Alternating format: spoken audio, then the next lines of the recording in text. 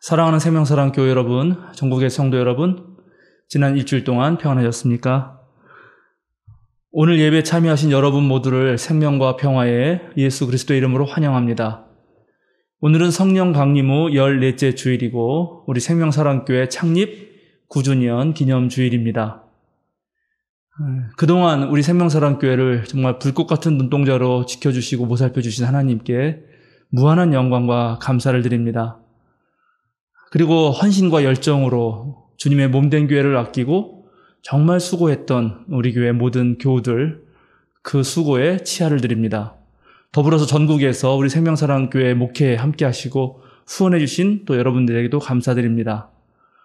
코로나19로 세상이 무척 어수선하고 또 예전 같은 방식으로 목회하는 것도 쉽지 않지만 주님을 향한 우리들의 열정과 또 충성만큼은 변함이 없을 거라 생각합니다.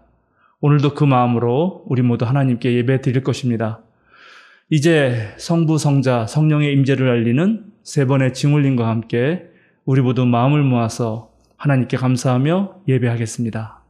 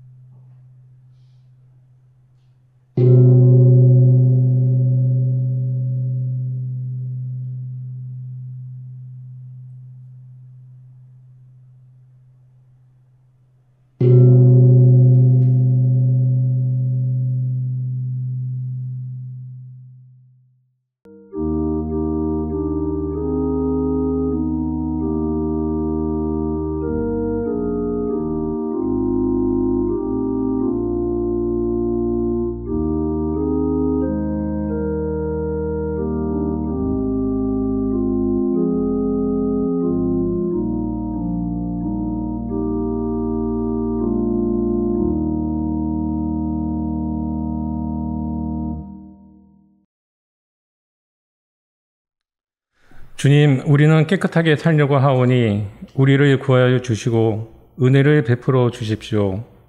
주님, 우리가 선 자리가 든든하오니 우리는 예배하는 모임에서 언제나 주님을 찬양하렵니다. 아멘.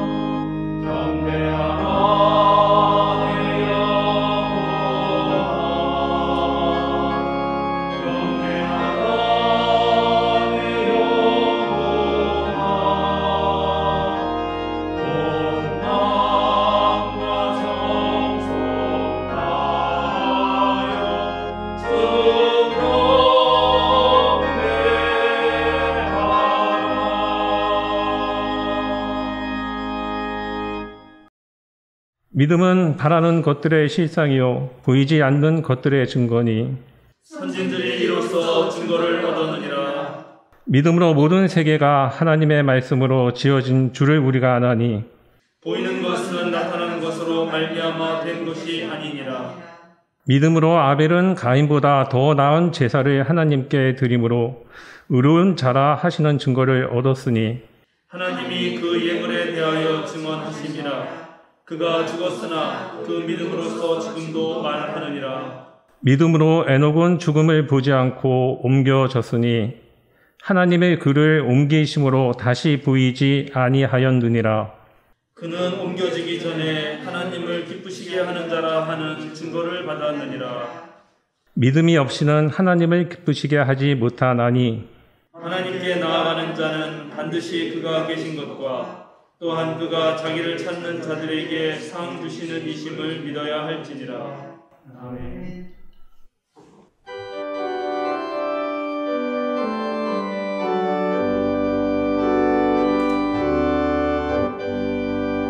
기뻐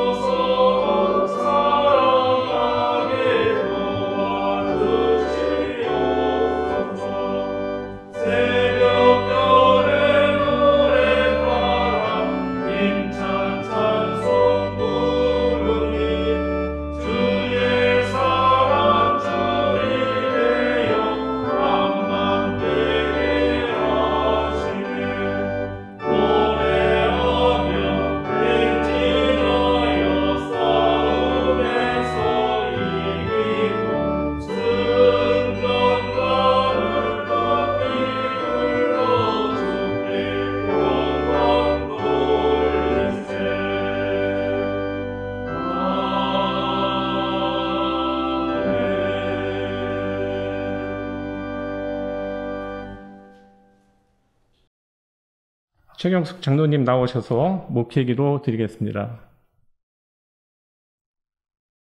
온 우주와 인류의 궁극적인 의미이신 하나님, 그리고 우리 일상의 삶의 의미가 되기 원하시는 하나님, 부끄럽고 부족하지만 그 은혜에 힘입어 다시 주님 앞에 우리를 세워봅니다.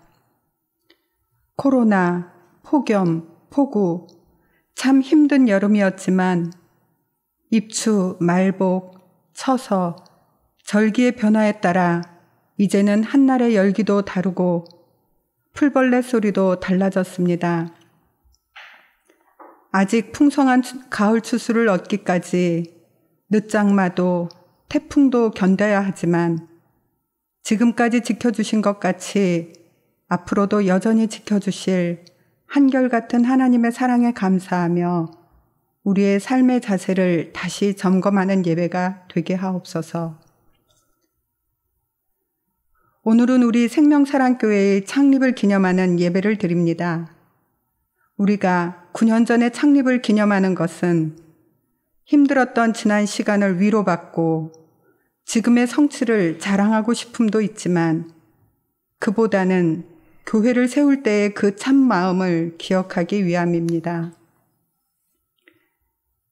작지만 건강하게 모든 평신도들이 주인이 되어 이 땅에 하나님 나라를 일구는 선교 사명에 충실한 교회를 꿈꾸며 모두 하나가 되었던 그 첫 마음과 그 열심을 다시 회복하는 오늘의 기념 예배가 되게 하소서. 그 첫 자리에 있지 않았던 교우들과도 함께 우리 교회의 목적과 비전을 공유하며 더 큰 꿈을 꾸고 더 많은 신앙의 실천을 만들어내는 교회가 되기를 소망합니다. 그래야 우리끼리의 기념이 아닌 하나님이 기념해 주시는 교회가 되리라 믿습니다. 주님, 우리는 이 세상이 하나님 나라의 길을 꿈꾸며 예수님의 길을 따라 살기 위해 교회를 다니지만 교회 안에서 받았던 크고 작은 상처들과 교인으로서 감당해야 할 책임이 짐이 되어 교회가 부담스럽고 때론 회피하고 싶을 때도 있습니다. 그럼에도 불구하고 우리는 교회에서 받았던 행복하고 따뜻한 위로와 격려, 함께 나누었던 사랑의 기억이 더 크기에 흔들리면서도 교회를 떠나지 않고 다시 교회에서 힘을 얻습니다.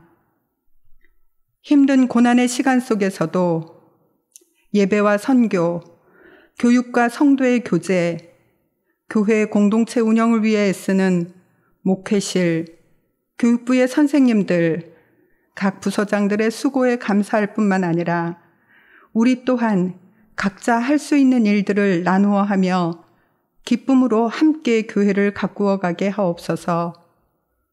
이제 교회에서 받은 사랑만큼 우리의 마음과 시간과 물질을 나누어 우리 생명사랑교회가 더 많은 사람들과 더 많은 소중한 기억을 공유하는 교회가 되기를 소망합니다. 하나님, 가벼운 믿음과 편안함을 쫓는 이 시대의 신앙이 값싼 사꾼 목자를 만들어내는지도 모르겠습니다. 그러나 우리 교회는 복음의 진수를 알려주실 진실한 목회자들을 모시고 있으며 목회실의 헌신적인 수고로 많은 성경 자료들을 매일 제공받고 있습니다. 그 자료들이 값싼 자료가 되지 않도록 우리 모두 열심히 공부하되 그것이 사람의 지식에 머물지 않고 복음의 진수를 깨닫는 자리에까지 이르게 하옵소서. 누구 때문이 아니라 무엇 때문이 아니라 각자의 삶의 자리에서 하나님을 깊이 대면하며 하나님의 능력과 사랑을 체험하는 우리가 되기를 소망합니다. 정의의 하나님, 자본과 권력이 정의가 되어 그 힘을 더 공고히 하려는 기득권자들의 오만함을 깨트려 이 땅에 진정한 하나님의 정의가 실현되기를 기도합니다. 평화의 하나님, 아프가니스탄, 팔레스타인, 미얀마, 세계 곳곳에서 일어나는 폭력과 테러, 억압의 자리마다 자유와 평화를 외치는 이들의 희생이 헛되지 않도록 하나님의 평화가 임하기를 기도합니다. 생명의 하나님, 다른 어떤 것도 생명의 가치보다 먼저일 수 없습니다. 생명이 사랑이고 평화이고 정의이기 때문입니다.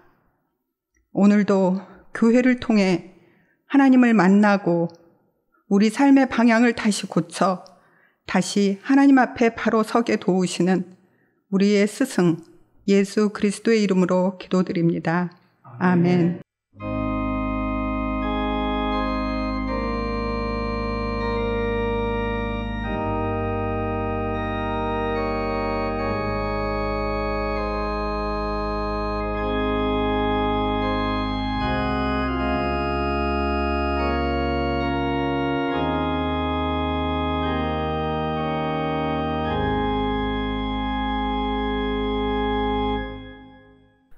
성령 강림 후 14째 주일 우리에게 주시는 성경 말씀은 열왕기하 20장 1절에서 6절, 시편 57편 7절에서 11절, 마태복음서 25장 8절에서 13절 말씀입니다.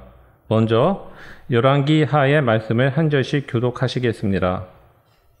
그 무렵에 히스기야가 병이 들어 거의 죽게 되었는데 아모스의 아들 이사야 예언자가 그에게 와서 말하였다. 주님께서 이렇게 말씀하십니다. 내가 죽게 되었으니 내 집안의 모든 일을 정리하여라. 내가 다시 회복되지 못할 것이다. 이 말을 듣고서 히스기야는 그의 얼굴을 벽쪽으로 돌리고 주님께 기도하여 아뢰었다. 주님께 빕니다.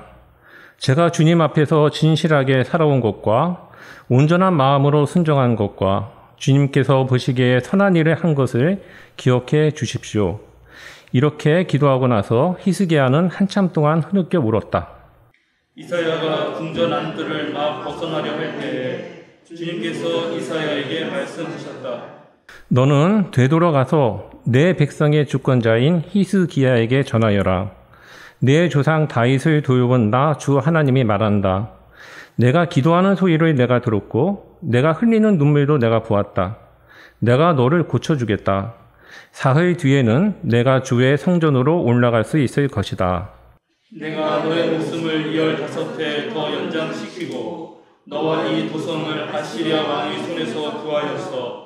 이 도성을 보호하겠다. 내 명성을 지키기 위해서라도 그리고 내 종 다윗을 구하서라도 내가 이 도성을 보호하겠다. 다음은 시편 57편 7절에서 11절 말씀입니다. 저와 함께 한 절씩 교독하시고 마지막 절은 함께 봉독하시겠습니다. 하나님, 나는 내 마음을 정했습니다. 나는 내 마음을 확실히 정했습니다. 내가 가락에 맞추어 노래를 부르겠습니다. 내 영혼아 깨어나라. 검은 보야 수금아 깨어나라. 내가 새벽을 깨우련다.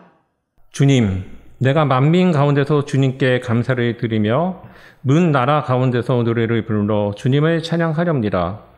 주님의 한결같은 그 사랑 너무 높아서 하늘에 이르고 주님의 진실하신 구름에까지 닿습니다.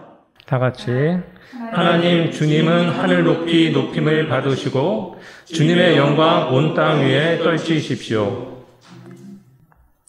마지막으로 마태복음서 25장 8절에서 13절 말씀을 한 절씩 교독하시겠습니다. 미련한 처녀들이 슬기로운 처녀들에게 말하기를 우리 등불이 꺼져가니 너희의 기름을 좀 나누어 다오 하였다. 그러나 슬기로운 처녀들이 대답을 하였다. 그렇게 하면 우리에게나 너희에게나 다 모자랄 터이니 안 된다. 차라리 기름 장수들에게 가서 사서 써라. 미련한 처녀들이 기름을 사러 간 사이에 신랑이 왔다. 준비하고 있던 처녀들은 신랑과 함께 혼인잔치에 들어가고 문은 닫혔다. 그 뒤에 나머지 처녀들이 와서 주님, 주님, 문을 열어주십시오 하고 애원하였다. 그러나 신랑이 대답하기를 내가 진정으로 너희에게 말한다. 나는 너희를 알지 못한다 하였다. 그러므로 깨어있어라. 너희는 그 날과 그 시각을 알지 못하기 때문이다. 다음은 은혜라는 제목으로 생명사랑 찬양대 버추얼 콰이어 특송이 있겠습니다. 이어서 생명사랑의 희망 공동체라는 제목으로 한문독 목사님의 말씀이 있겠습니다.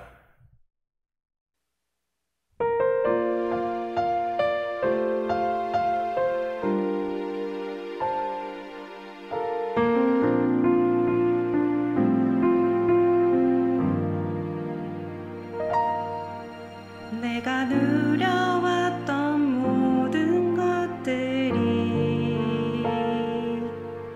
내가 지나왔던 모든 시간이 내가 걸어왔던 모든 순간이 당연한 건 아니라 은혜였소. 아침 해가 뜨고 저녁에 노을 봄의 꽃향기와 가을의 열매 변하는 계절의 모든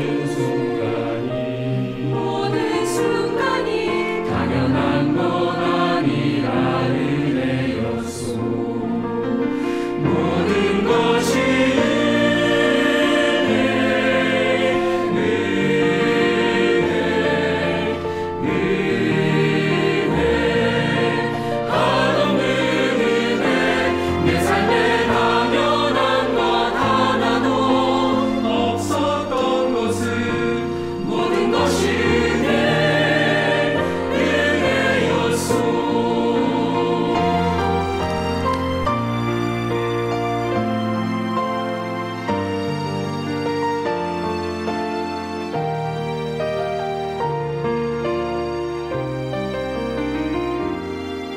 내가 이 땅에 태어나 사는 것 어린아이 시절과 지금까지 숨을 쉬며 살며 꿈을 꾸는 삶 당연한 것 아니라 은혜였소. 내가 하나님의 자녀로 살며 오늘 찬양하고 예배하는 삶 복음을 전할 수 있는 전할 축복이 당연한 건 아니라 은혜였소. 모든 것이 은혜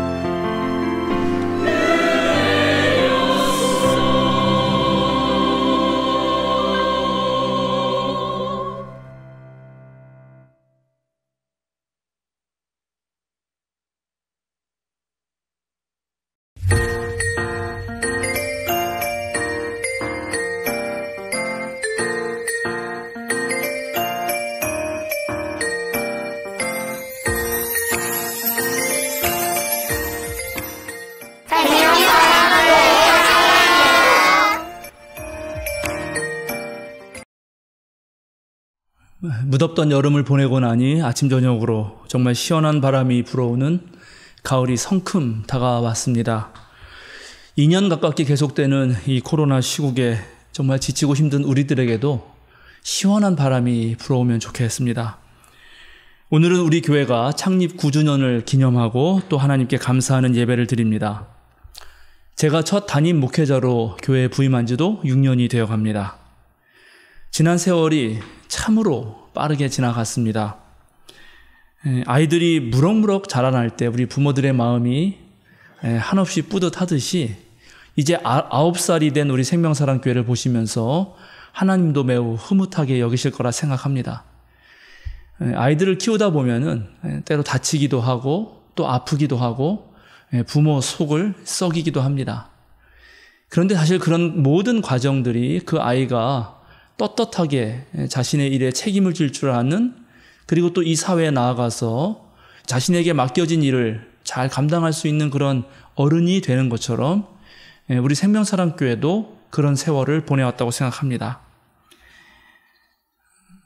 사실 살다 보면은 미리 다 알 것 같지만 결국 겪고 나서야 알게 되는 경우도 많고, 또 그때 다행히 알아서 깨달으면 그것이 훈련이 되고 좋은 준비가 됩니다.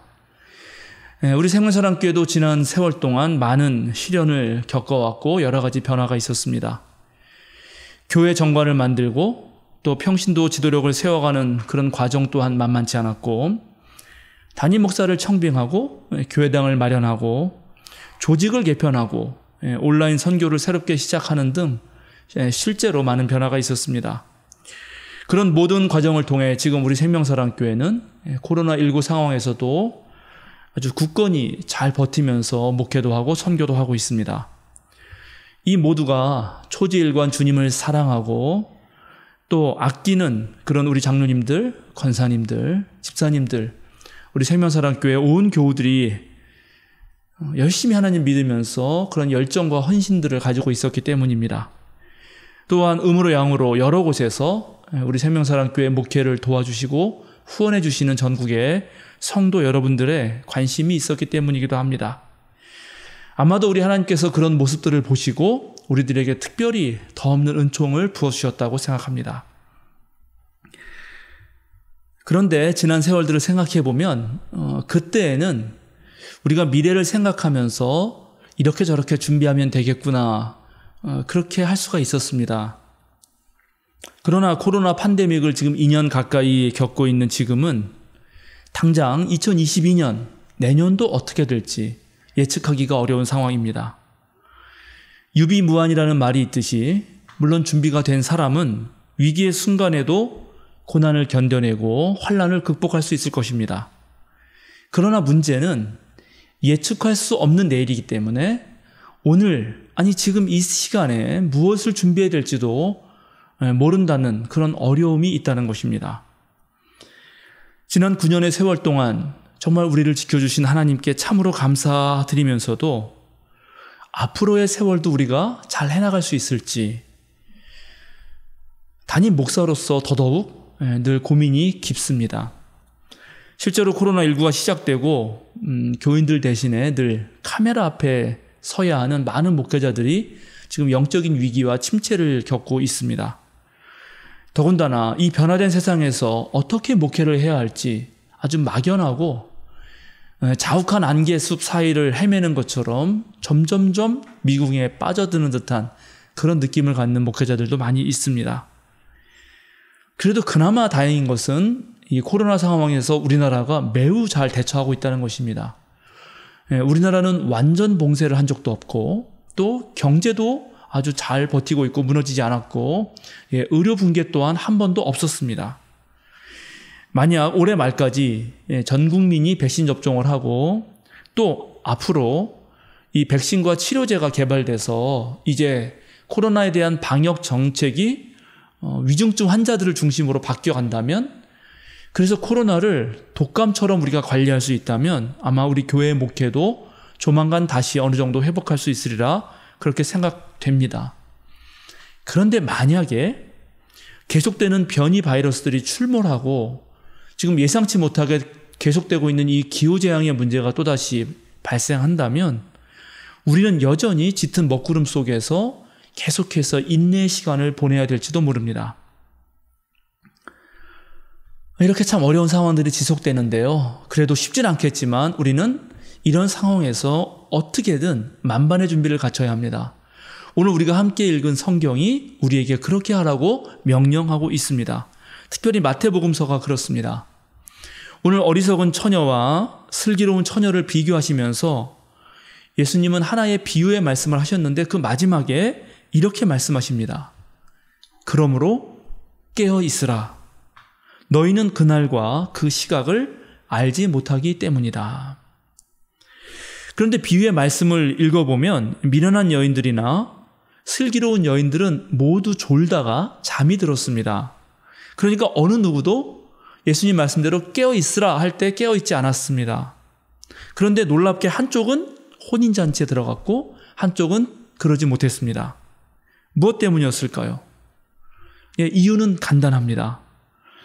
슬기로운 여성들은 신랑이 도착했을 때 충분한 기름이 있었기 때문에 자신들이 가지고 있던 횃불들을 다시 정리해서 횃불을 밝힐 수 있었고 그 덕분에 신랑을 맞이할 수 있었던 것입니다. 따라서 오늘 예수님이 마지막으로 하신 말씀 깨어 있어라, 이 말씀을 문자 그대로 잠자지 말고 깨어 있으라 이렇게 읽을 것이 아니라 언제 어디서든지 무슨 일이 생기더라도 그 시각과 그때 언제 주님이 오실지 알지 못하더라도 너희는 언제나 만반의 준비를 갖추고 있어야 한다는 말씀으로 읽을 수 있는 것입니다. 이 말씀을 읽으면서 저도 마찬가지고 여러분들 우리 생명사랑교회 교인들도 마찬가지로 한번 자신에게 물어봐야 합니다. 우리는 이렇게 급격하게 변화하는 세상에 준비되어 있는가? 지금 우리가 가지고 있는 이 모든 것들을 다시 재정비하면서 오시는 신랑을 맞이하러 갈 수 있겠는가? 오늘 어리석은 처녀들은 슬기로운 처녀들에게 기름을 나눠달라고 그렇게 부탁했지만 얻을 수가 없었습니다. 왜냐하면 슬기로운 처녀들이 기름을 나눠줬다가는 둘 다 횃불을 꺼뜨리고 둘 다 신랑을 맞이할 수 없기 때문입니다. 지금 오늘날 세상이 너무나 급박하게 상황이 전개되기 때문에 실제로 개개의 교회들도 다른 것에 미처 신경 쓸 여유를 갖지 못하고 있습니다. 왜냐하면 지금 생존하기가 너무나 어렵기 때문입니다.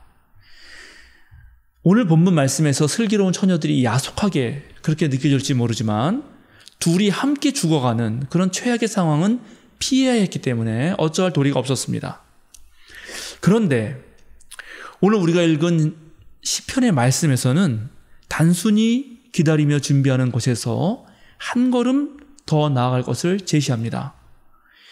하나님께 마음을 정한 사람들, 그것도 확실하게 마음을 정한 사람들, 그래서 하나님께만 소망을 두는 사람들은 새벽을 깨우라고 말씀하고 있습니다. 주님의 한결같은 그 사랑, 정말 하늘에 이르고 구름에까지 닿는 그 진실하심을 아는 사람들은 주님이 높임을 받으시고 주님의 영광이 온 땅에 떨치도록 먼저 나서서 일을 하라는 것입니다. 저는 이번 설교를 준비하면서 이 시편의 말씀이 실제로 제 가슴 속에 가슴 깊이 와닿았고 하나님께서 우리 생명사랑교회와 저에게 하시는 말씀이라고 생각되었습니다. 그러니까 신랑이 오기를 기다리면서 충분히 준비하는 것은 물론 미리 일어나서 너희가 새벽을 깨워야 한다는 것입니다. 오늘 구약의 히스기야는 자신의 죽음 예고를 듣고 기도를 했기 때문에 15년의 그 시간을 더 확보합니다. 저는 이 히스기야의 심정입니다. 왜냐하면 오늘날 교회가 사형 선고를 받았기 때문입니다. 사형 선고를 받았으면서도 뭐가 뭔지 모르고 그저 헤매면서 엉뚱한 대책을 도모하는 교회들은 앞으로 사라지게 될 것입니다. 그러나 정확하게 주님께 나와서 주님으로부터 지혜를 얻으려는 자, 주님의 말씀에 정확하게 맞대면해서 씨름하려는 자는 하나님이 주신 기회를 얻을 것입니다. 그런데 그 기회가 오늘 히스기야에게는 15년입니다. 이 말씀을 듣고 보니까 제가 이제 곧 50이 되는데요. 제가 자원 은퇴를 한다면 우리 생명사랑교회에서 목회할 수 있는 그 시간이 딱 15년 남았습니다. 그 15년 동안 하나님이 저에게 주신 그 소중한 기회를 어떻게 써야 할까요? 과연 그 시간 동안 우리 생명사랑교회가 이 완벽하게 새로운 시대로의 전환에 적응할 수 있을까요? 온전히 그런 시대의 교회로 남아 있을까요? 히스기야 왕은 자기에게 주어진 그 소중한 시간을 온전히 하나님의 백성을 순결하게 만드는 데 사용했습니다. 모든 우상 숭배와 자기 욕망에 도취된 이들을 고치는 데 썼던 것입니다. 앞으로 우리 생명사랑교회 목회도 진정으로 복음의 바로 선 자들의 공동체가 되어야 합니다. 오늘 설교 제목처럼 생명을 사랑하는 희망 공동체가 되어야 한다는 것입니다. 그런데 문제는 어떻게 해야 그런 공동체가 될 수 있을까요? 정말 신랑이 오시기까지 우리가 준비하는 그 횃불에 쓸 그 기름은 무엇일까요? 그걸 우리가 어떻게 마련할 수 있을까요? 특별히 우리 교회처럼 작고 연약한 공동체가 무엇을 할 수 있을까요? 생각해보면 볼수록 우리 교회를 비롯해서 한국교회 전체가 가장 먼저 해야 되는 것은 바로 회개입니다. 회개한다는 말의 히브리어 슈브는 하나님께 돌아서라라는 것이고, 회개한다는 말의 그리스어 메타노이아는 한 걸음 물러서서 이미 했던 그 생각들을 정리하고 성찰해보라 하는 것입니다. 메타라는 것은 물러선다는 말이고 노이아는 생각한다는 말이거든요. 이 구약과 신약 성서가 말하는 회개라는 단어를 종합해서 말해보자면, 예수 그리스도를 믿고 하나님의 자녀라고 말했던 너희들이 사실 하나님께 향하지 않고 다른 것에 훨씬 더 많은 관심을 두었다는 것이고, 그러니 이제 한 걸음 물러서서 정말 너희가 그리스도교 신앙에 충실한지, 진정으로 예수님을 따를 마음이 있는지, 올바르게 예수 그리스도와 그를 보내신 하나님을 알고 그를 믿고 있는지 생각해 보라는 것입니다. 더 노골적으로 말해보자면, 너희들 하나님 믿는다 했지만 너희들은 하나님을 믿지 않았다는 것이니 빨리 하나님께로 돌아오라는 것입니다. 예수님 당시에 하나님을 가장 잘 믿었다고 생각했던 바리새파들, 율법학자들, 대제사장들이 예수님에게 아주 호된 꾸지람을 들었듯이 오늘 한국 교회가 하나님으로부터 그런 꾸지람을 듣고 있는 것입니다. 제 말씀을 듣고 우리 교인들께서 어쩌면 발끈한 생각이 들지도 모릅니다.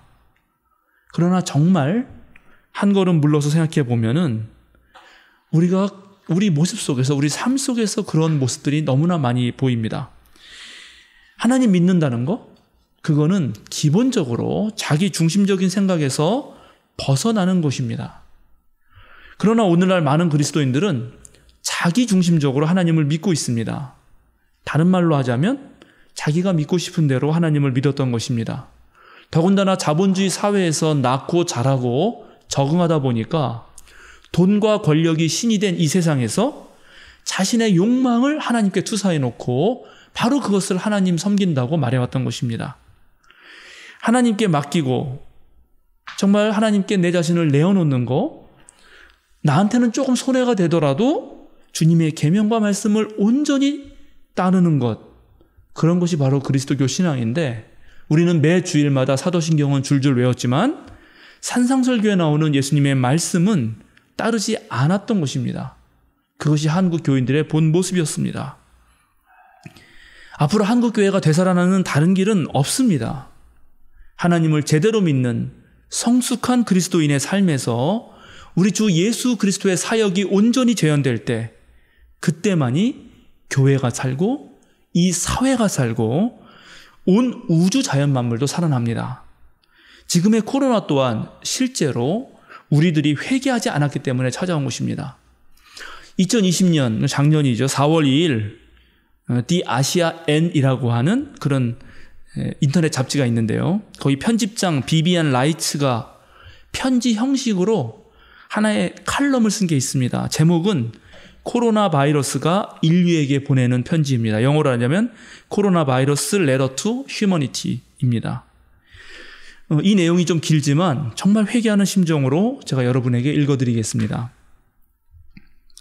지구가 속삭였지만 듣지 않았습니다. 지구가 말했지만 듣지 않았습니다. 지구는 비명을 질렀지만 당신들은 무시했습니다. 그래서 나는 태어났습니다. 나는 당신들을 벌주기 위해 태어난 것이 아닙니다. 당신들을 깨우기 위해서입니다. 지구는 간절하게 도움을 청했습니다. 대규모 홍수에도 당신들은 듣지 않았습니다. 불타는 산과 들에도 당신들은 듣지 않았습니다. 강한 허리케인과 무서운 토네이도에도 당신들은 듣지 않았습니다. 당신들은 여전히 지구에 귀 기울이지 않습니다. 해양 오염으로 바다 생물들이 죽어가도, 놀라운 속도로 녹는 빙하, 극심한 가뭄에도 당신들은 지구가 얼마나 심하게 병들어가고 있는지에 관심을 기울이지 않았습니다. 전쟁이 끊이지 않고 탐욕도 멈추지 않았습니다. 당신들은 그저 당신들만의 삶을 살아가고 있습니다. 서로 간의 증오가 심해져도, 그래서 매일매일 수많은 생명이 살해를 당해도 지구가 말해주는 것에 관심을 두기보다 최신 아이폰을 얻는 것이 더 중요했습니다. 그러나 이제 내가 여기에 있습니다. 나는 세상을 그 길에서 멈추게 했습니다. 마침내 나는 당신들이 듣도록 만들었습니다. 나는 당신들을 피난처로 인도했고 더 이상 물질적인 것에만 집중하지 못하게 만들었습니다. 이제 당신은 지구와 같은 모양이 되었습니다. 이제 당신들의 유일한 걱정은 생존입니다. 기분이 어떻습니까? 불타오르는 지구처럼 나는 당신에게 고열을 줍니다. 대기 오염으로 헐떡이는 지구처럼 나는 당신들이 숨쉬기 힘들게 만들었습니다. 매일 생명력을 잃어가는 지구처럼 당신들 또한 매일 약해지고 있습니다. 나는 당신의 안락한 일상을 당신들이 즐기던 나들이도 빼앗았습니다. 그 모두는 당신들이 지구의 고통을 잊어버리고 행했던 것들입니다. 이제 나는 세상을 멈추게 만들었습니다. 그리고 지금 중국 대기의 질은 많이 좋아졌습니다. 멈춰선 공장에서는 더 이상 오염물질로 대기를 더럽히지 않으므로 하늘은 맑고 푸릅니다. 베니스의 물은 깨끗하고 돌고래가 보이기 시작했습니다. 물을 오염시키는 곤돌라 보트가 멈춰 섰기 때문입니다. 당신들은 이제 무엇이 인생에서 가장 중요한 것인가를 더 많은 시간을 들여 생각하고 있습니다. 다시 말하지만 나는 당신들을 벌주기 위해 온 것이 아닙니다. 나는 당신을 깨우기 위해 여기에 와 있습니다. 모든 것이 회복되고 내가 떠난 후에 당신들은 이 순간들을 기억하십시오. 지구의 소리를 들으십시오. 당신의 영혼의 소리를 들으십시오. 더 이상 지구를 오염시키지 마세요. 서로 간의 싸움을 멈추고 물질적인 것들에만 매달리지 마세요. 이웃을 사랑하세요. 지구와 지구의 모든 생물을 돌보세요. 모든 만물의 근원이신 창조주를 신뢰하기 시작하세요. 당신들이 그렇게 하지 않는다면 나는 다시 돌아올 수 있습니다. 그리고 그때는 지금보다 훨씬 강력한 모습일 것입니다. 생명사랑교회 여러분, 전국의 성도 여러분, 지금 우리는 우리의 신앙을 되돌아서 잘 살펴야 합니다. 만약 지금 우리의 신앙이 우리를 성장하게 해주지 않는다면 그 신앙 자체가 어린 신앙이기 때문에 그 신앙 자체가 더 성장해야 합니다. 우리의 믿음이 질문하지 않는다면 우리는 그 믿음에 질문을 던져야 합니다. 그것은 질문을 받아야 하는 신앙인 것입니다. 잠든 우리를 깨우지 않는 신앙은 우리가 깨트려야 할 신앙입니다. 신앙이 우리를 뒤흔들지 않는다면 바로 그 신앙을 뒤흔들어서 깨어나게 해야 합니다. 그저 머릿속에만 머물면서 삶에서 드러나지 않는 그런 미온적인 신앙은 진정한 신앙이 아니라 그저 신앙이라는 관념일 뿐입니다. 지난주 화요일 저녁 우리 교회가 평신도 광단교류로 참여하고 있는 정의평화를 위한 평신도 기독인 연대가 평신도 아카데미를 열었습니다. 물론 줌으로 했습니다. 매년 열리는 것인데 올해의 주제는 코로나19, 교회와 멀어지고 하나님과 가까워지다 였습니다. 2회에 걸쳐서 진행되는데 첫 번째 발표자는 제가 존경에 맞지 않는 향림교회 전 담임 목사이신 조은정 목사님이셨습니다. 포스터에 나온 제목은 교회에 구원이 있는가? 라는 다소 도발적인 내용이었지만 조은정 목사님이 쓰신 발제문의 제목은 코로나와 평신도 목회였습니다. 조원정 목사님은 지금 교회가 사용하는 용어들이 지금 가지고 있는 그런 몇몇 문제들을 짚는 것으로부터 시작했습니다. 특별히 평신도 아카데미라는 말에 대해서도 주최하는 분들에게 이런 질문을 했습니다. 1세기의 가장 급진적인 윤리라고 할 수 있는 예수님의 산상 설교에는 무엇을 믿을 것인가에 관해서는 한마디도 없고 무엇을 할 것인가에 대해 관한 말들 뿐인데 4세기의 니케아 신조 그리고 5세기의 사도 신조에는 무엇을 할 것인가에 대해서는 한마디도 없고 오직 무엇을 믿을 것인가에 관한 말들 뿐이다. 아카데미를 열고 있는 여러분은 예수의 연구자들인가? 아니면 예수의 말씀을 실천하기 위한 행동대원들인가? 아는 것과 믿는 것 그리고 알고 믿는 대로 살아가는 것 사이에 원래 분리란 없습니다. 그러나 알매만 머물고 아는 대로 살지 못하는 교인들이 존재하기 때문에 목사님이 이런 말로 시작하신 거죠. 그러나 실제로 많은 한국들이 믿는 사람답게 살지 않는 이유는 잘못 알고 잘못 믿고 있기 때문입니다. 잘못 알고 잘못 믿으면서도 제대로 알고 믿고 있다고 착각하기 때문에 실로 한국 개신교가 매우 큰 문제를 이 한국 사회에서 야기하고 있는 것입니다. 그래서 바르게 알고 믿는 것 매우 중요하고 또 믿는 대로 실천하는 것 모두가 중요한 것입니다. 이날 강연에서 정말 함께 생각해 볼 많은 이야기들이 오갔습니다. 평신도 기독인 연대 유튜브에서 여러분 찾아볼 수 있습니다. 나중에 우리 교인들에게는 제가 전교인 카톡방에 올려놓겠습니다. 모두 다 들어볼 만한 말씀이지만 이 코로나19 시대 또 코로나 이후에 변화된 세상에서 과연 교회와 목회가 어때야 하는가라는 그런 커다란 질문에 관해서 제가 몇 가지 깨달은 것 그리고 제가 말하고 싶었던 것을 여러분에게 말씀드리면서 설교를 마치려고 합니다.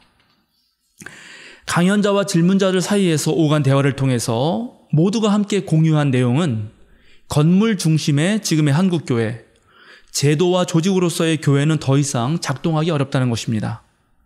심지어 우리가 가지고 있는 성서 또한 수천 년 전의 문헌이라는 한계 때문에 현대인들에게 이해되기 쉽지 않고 그래서 제3의 성서가 필요한 것이 아닌가 하는 그런 급진적인 논의도 있었습니다. 그런데 이런 모든 논의들은 이전과는 다른 완전히 새로운 기독교가 필요하다는 결론에 이르게 됩니다. 그런데 새로운 기독교는 누가 어떻게 만들까 하는 질문에 대해서는 어느 누구도 명확한 답변을 내놓지 못했습니다. 그래서 오늘 제가 여러분들에게 답변해 보려고 하는 것입니다.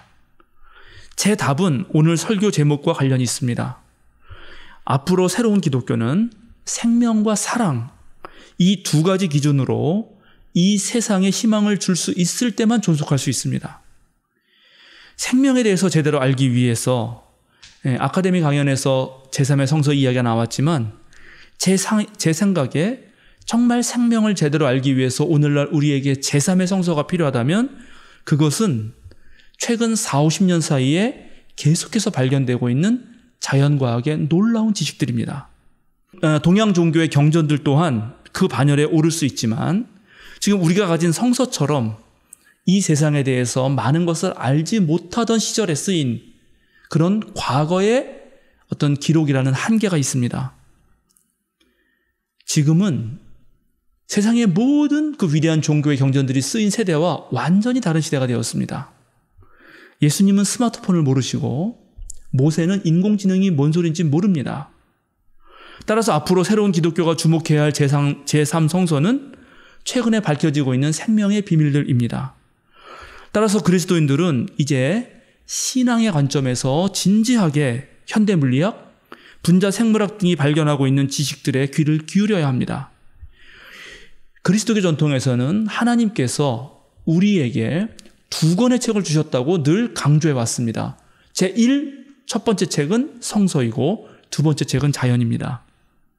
그동안 우리가 성서에 집중해왔다면 앞으로 이제 그리스도인들은 자연에도 매우 큰 관심을 가지고 집중해야 합니다. 물론 근대 세계의 인간이 교만한 인간이 되어서 자연을 제멋대로 주물기 위해서 그렇게 해서 만들어진 그 과학을 말하는 것은 아닙니다. 오히려 지금 시대에 우리가 새롭게 맞이해야 할 자연과학은 하나님 앞에서 겸손한 인간이 하나님 주신 다른 책, 이 자연의 신비와 경이 앞에서 진지하게 그 자연으로부터 무엇인가를 배우고 깨닫고 또 하나님이 자연을 통해서 주신 우리들의 길을 새롭게 발견해야 한다는 것입니다. 두 번째, 온라인으로 만날 수 있는 그런 세상이 지금 열려가고 있다는 것, 특별히 메타버스 같은 새로운 공간이 창출된다고 하는 것은 새로운 기독교에게 정말로 큰 기회입니다. 한국 교회는 땅을 사고 큰 건물을 지어놓고 매 주일마다 몇천 명, 몇만 명 모이는 그런 기존의 모습에서 빨리 벗어나야 합니다. 건물을 짓고 마련하는 과정에서 소모되는 엄청난 비용과 잡음들, 복음의 왜곡들, 그리고 이제 많은 사람들이 한자리에 모여서 또 그 모인 사람들을 데리고 운영을 해야 되니까 생기는 직분제도에 계급하는 한국교회가 반드시 치유해야 할 질병입니다. 이제 새로운 기독교는 건물이나 조직이 아니라 온전히 사람을 중심으로 재편되어야 합니다. 그것도 그야말로 참된 신앙의 사람들, 그 사람들이 전국에서 온라인과 오프라인을 넘나들면서 자유롭게 만나는 방식으로 교회가 이루어져야 합니다. 실제로 또 그렇게 앞으로 되어갈 것입니다. 조은정 목사님은 강의 내내 요한복음서에서 예수님이 제자들에게 하신 말씀을 언급하시면서 이 말씀에 대해서 깊이 생각해 보라고 여러 번 제안했습니다. 내가 진정으로 너희에게 말한다. 나를 믿는 사람은 내가 하는 일도 그도 할 것이요 그보다 더 큰 일도 할 것이다. 이 말씀은 새로운 기독교의 가장 핵심이 되는 말씀입니다. 저와 여러분은 생명을 살리고 사랑이 넘치게 하는 일에 있어서 예수님보다도 더 큰 일을 해내야 합니다. 너희 아버지께서 완전하신 것처럼 너희도 완전하라 하신 그 예수님의 말씀에 따라서 우리 모두는 각자가 거룩한 성전이 되어야 합니다. 각자가 하나님의 형상을 온전히 드러내는 삶으로 살아야 합니다. 이제 고대 중세 시대를 기반으로 하고 있는 그 낡은 신앙은 자연과학이 이루어 놓은 세상, 그리고 칼 막스와 니체가 분석하고 새롭게 제시한 세상 앞에서 매우 무력합니다. 그러나 먹고 사는 문제를 아우르면서 이 인간 내부의 뿌리 깊은 그 욕망을 해결하고 넘어서서 참된 인간의 길을 제시할 수 있는 그 힘은 세속적인 휴머니즘이 할 수는 없습니다. 왜냐하면 세속적 휴머니즘은 나름대로 멋있고 우리 그리스도인들이 함께 대화할 상대이지만 그것이 기반하고 있는 그 인간은 사실 무엇을 모르는지도 모르고 또 얼마나 모르는지도 모르면서 자꾸 자신이 다 알 수 있다고 여기는 그런 바탕 위에 서 있기 때문입니다. 그러나 세상을 진정으로 치유할 수 있는 그런 사람들, 세상을 진정으로 바꿀 수 있는 사람들은 자신이 얼마나 부족한 존재인지를 철저하게 깨달으면서 하나님의 뜻에 자신을 내어 맡기면서도 정말 최선을 다하는 그런 사람들인 것입니다. 성서는 오래전부터 우리 인간들이 어떠했는지 생생하게 그려내고 있습니다. 부가 늘어날수록 사람들은 교만해졌고 기술이 발전할수록 자연환경과 우리들의 삶의 터전은 파괴되었으며 혐오와 폭력이 아직도 세상 곳곳에 존재한다고 성서는 말합니다. 개화된 세상에서 사는 것 같지만 아직도 피할 수 없는 자연재해와 잘못된 신념과 전쟁 등으로 인해 지금 지구인들의 삶은 조각나고 불타고 짓이겨지고 사라지고 있습니다. 아직도 인류는 무질서와 혼돈, 끝을 모르는 불안 가운데서 헤매고 있습니다.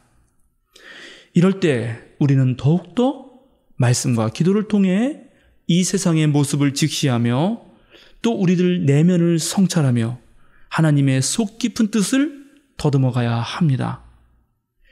하나님이 주신 두 권의 책 성서와 자연을 통해서 우리는 폭력의 한가운데서도 뿌리 뽑히지 않는 꿈을 간직하고 분노가 사무쳐도 흔들리지 않는 정의를 꿈꾸고 상실과 실패 속에서도 또 마르지 않는 슬픔 속에서도 희망을 심는 법을 우리 주님 예수 그리스도로부터 배워야 합니다.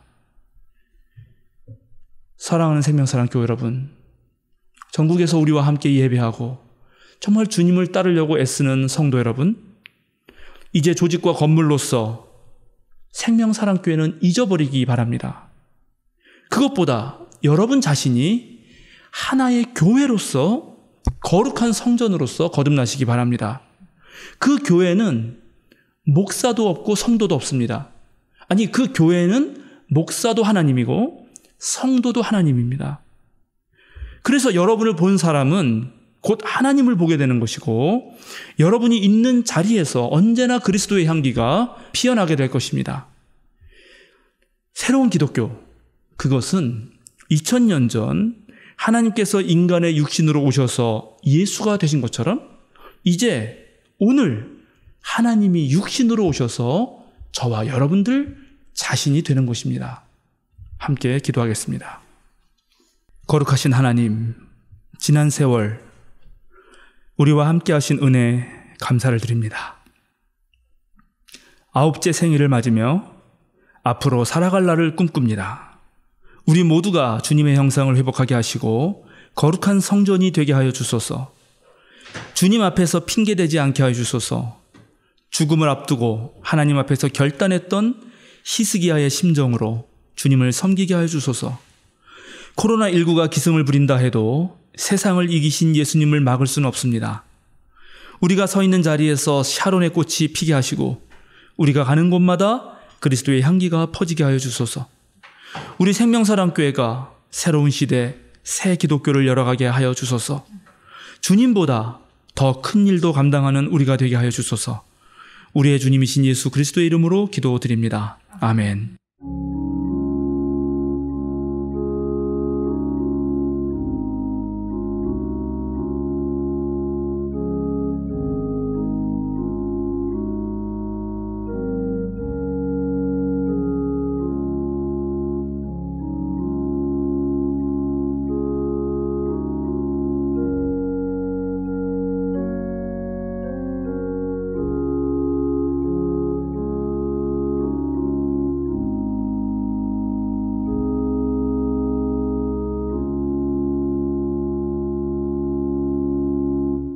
사도신경으로 우리의 신앙을 함께 고백합니다. 나는 전능하신 아버지 하나님, 천지의 창조주를 믿습니다. 나는 그의 유일하신 아들, 우리 주 예수 그리스도를 믿습니다. 그는 성령으로 잉태되어 동정녀 마리아에게서 나시고 본디오 빌라도에게 고난을 받아 십자가에 못 박혀 죽으시고 장사된 지 사흘 만에 죽은 자 가운데서 다시 살아나셨으며 하늘에 오르시어 전능하신 아버지 하나님 우편에 앉아 계시다가 거기로부터 살아있는 자와 죽은 자를 심판하러 오십니다. 나는 성령을 믿으며 거룩한 공교회와 성도의 교제와 죄를 용서받는 것과 몸의 부활과 영생을 믿습니다. 아멘. 창립기념주일이기도 하고 8월 마지막 주일이기도 합니다. 하나님께서 우리에게 주신 모든 은혜를 감사드리면서 하나님께 감사하는 기쁨의 소식을 여러분과 함께 나누며 기도하겠습니다. 거룩하신 하나님, 전국으로 코로나19가 재확산되고 있는 가운데서도 우리는 주님의 은총을 누립니다. 영상으로 예배할 수 있는 것, 신앙교육을 받고 우리들의 믿음을 성찰하게 하신 것 감사합니다. 고요히 집에 머무는 시간을 통해서 지난 삶을 되돌아보고 앞으로 올 날들을 준비하게 하시니 감사드립니다. 오늘도 주님의 말씀을 통해 영혼의 눈에 끼었던 무지의 구름이 걷히고 우리의 모든 이웃이 하나님의 형상임을 깨닫게 하시니 감사드립니다. 오늘도 주님 사랑하는 마음으로 우리의 삶과 예물을 드립니다. 꼭 필요한 곳에 써주소서. 일용할 양식이 필요한 곳에, 생명을 살리고 복음의 소식을 전하는 곳에 쓰이게 하소서. 새 시대를 열어가는 생명사랑교회의 모든 사역을 통하여 우리 믿음이 굳세어지고 더욱더 주님과 가까워지게 하여 주소서. 우리 주님 예수 그리스도의 이름으로 기도드립니다. 아멘.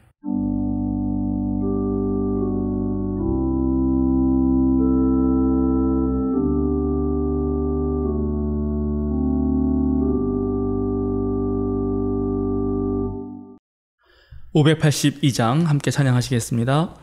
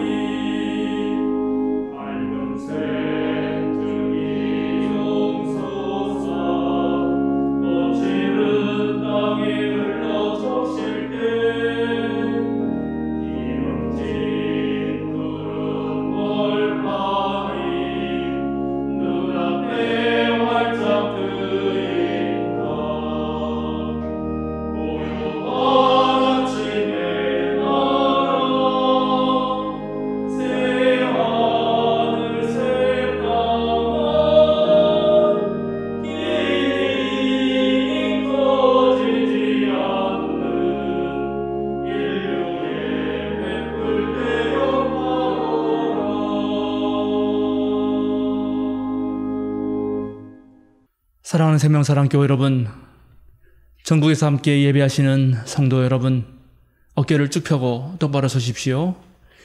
세상으로 당당하게 그리고 힘차게 나아가십시오. 자유인으로 사십시오. 이제 잠에서 깨어나십시오. 새벽을 깨우십시오. 생명을 살리고 사랑이 넘치는 삶으로 희망을 증언하십시오. 축도하겠습니다. 이제는 우리 주 예수 그리스도의 은혜와 하나님의 그 무한하신 사랑과 성령의 거룩한 친교가 창립 9주년을 맞아 마음을 새롭게 하여 주님 하신 일을 할 뿐만 아니라 더 큰 일을 향해서 나아가는 생명사랑교우들과 이 시간 전국에서 함께 예배하는 모든 성도들 위해 지금부터 영원토록 함께 하시기를 간절히 축원하옵나이다. 아멘.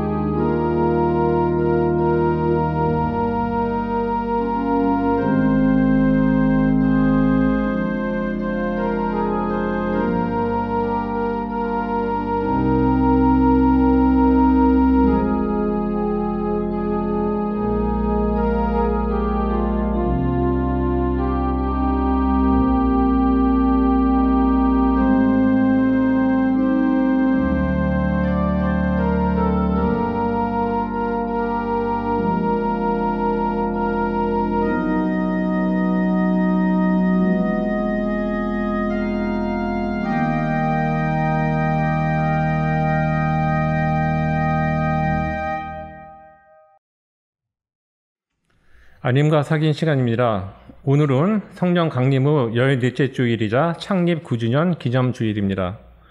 창립 기념주일을 맞아 나눈 간편식은 공동의회 기간 중 교회에 방문하시어 수령하시고 식사하실 때 인증사진을 찍어 교육실이나 정교인 카톡방에 공유해 주시기 바랍니다. 공동의회를 진행 중입니다. 안건은 육송환 전도사 목사 안수 후 부목사 청빙의 건입니다. 8월 28일 오전 10시부터 오후 5시, 8월 29일 오전 9시부터 오후 3시까지 진행합니다. 공동의회 기간 내에 교회에 오셔서 꼭 투표를 해 주시기 바랍니다. 수도권 거리두기 4단계가 추가로 연장됨에 따라 9월 5일까지 교회의 모든 예배와 모임을 비대면으로 계속 진행하겠습니다. 유치부, 어린이부, 여름 성경학교를 온라인으로 진행 중입니다. 15일, 22일, 29일 총 3일간 진행합니다. 많은 관심과 기도 부탁드립니다. 9월 1일 월삭 기도회가 있습니다. 오전 6시에 영상으로 진행합니다. 기획관리부에서는 환경보호 캠페인을 진행 중입니다. 이번 실천은 비닐을 잘 버리는 방법입니다. 비닐을 재활용이 가능하게 정확한 방법으로 분리 배출하는 실천입니다. 인증사진을 공유해 주시면 동구밭 설거지 비누를 선물로 드립니다. 2학기 장학금 신청을 받습니다. 대여 장학금과 근로 장학금이 있고 신청 기준은 본 교회에 등록한 지 1년 이상 된 교인 및 교인의 자녀로서 장학금 지급을 필요로 하는 대학생과 청년입니다. 자세한 안내와 신청을 원하시는 분들은 교육실로 연락 주시기 바랍니다. 8월 31일까지 신청을 받습니다. 자기 진로를 찾기 위해 노력하는 수험생을 위해 기도해 주시기 바랍니다. 수시는 9월 10일부터 시작이고 수능일은 11월 18일입니다. 예배 영상에 들어가는 교우 소개 녹화와 생명사랑 5분 말씀 묵상 녹음에 많은 참여 부탁드립니다. 생명사랑 CR 미션에 모두 동참해 주시기 바랍니다. 3년 성격 통독 과정이 진행 중입니다. 매일 아침 정교인 카톡방에 공유해 드리는 말씀을 묵상해 주시고 지문의 답도 찾아보시며 열심히 참여해 주시기 바랍니다. 오늘 창립 9주년을 맞아 이렇게 함께 예배 드릴 수 있어서 감사합니다. 오늘 함께 누린 은혜가 한 주간 힘이 되길 원하며 다음 한 주간도 주님의 은혜 속에서 항상 감사하는 마음으로 보내시길 바랍니다.